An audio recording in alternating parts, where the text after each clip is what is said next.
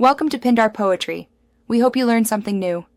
You start by opening Capcut and creating a new project, then immediately import the song and the video you'll subtitle. Once the files are in, enable the audio waveform so you can see beats and vocal entrances. This makes timing intuitive. If you have lyrics in a text file, import them or paste lines into a note for quick copy-paste. Make sure to zoom the timeline to around 200% or more, so you can place the first subtitles accurately on the waveform.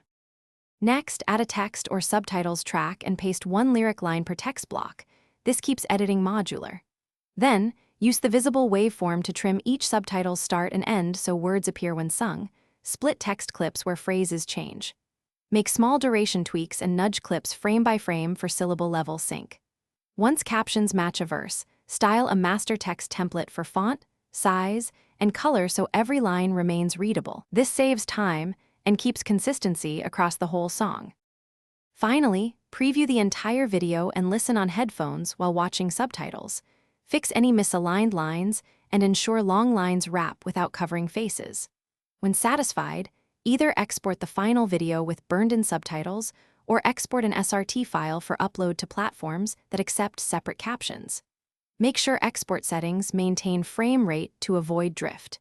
If you encounter consistent lag between audio and text, apply a uniform time offset to all subtitle clips or nudge them collectively to resync quickly. Thanks for watching.